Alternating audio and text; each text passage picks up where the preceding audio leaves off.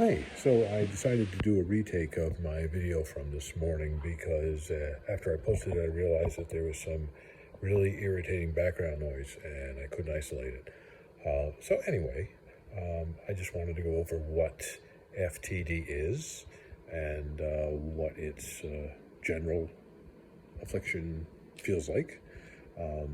But I need to preface that with the comment that I am not an expert on this by any means.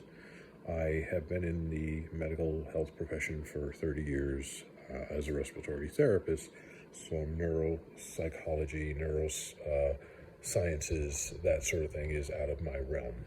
I'm only speaking from my own perspective as a patient. So frontal temporal dementia, abbreviated by FTD, has a bunch of different variants, and they all have slightly different symptoms.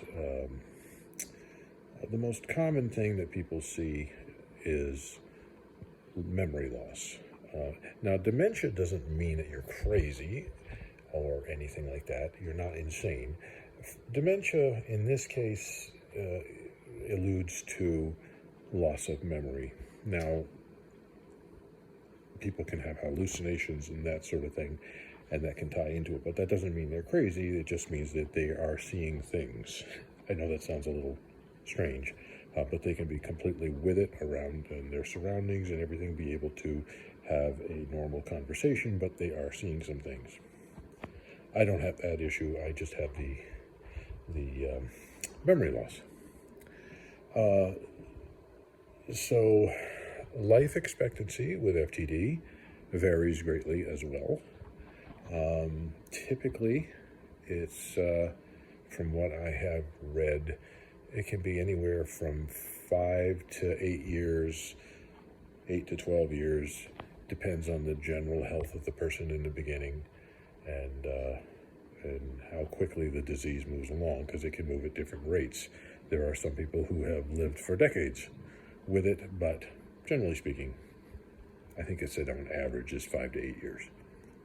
That's from time of diagnosis. Now, the one that they told me that I have is called phenocopy FTD, and as I understand, the reason for that is because it starts out as fairly benign with just some memory loss, and then towards the end it will make a sudden drastic change where the person is completely unable to function whatsoever. And I'm hoping I'm going to be one of those people who doesn't do that. I just continue on, a little forgetful. I don't mind being a little forgetful as long as it's not troublesome to my family. I get to watch my favorite reruns over and over again, and that's be like watching them for the first time. So I don't think that would be too bad.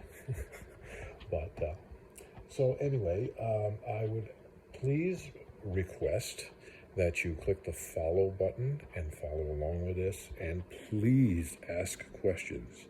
It gives me something to address, something to focus. If I have a list of questions every week or every month or something like that that I can go over with to give people the perspective of the patient side of this, I think it would give us some more to talk about. Excuse me. I'm also thinking about having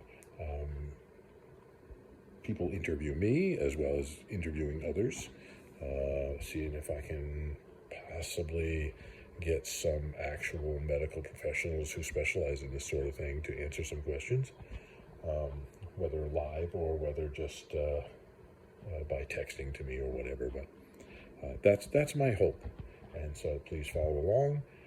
Again, click the follow button, ask questions, and hopefully we will be able to help some people here. All right, thank you. Bye.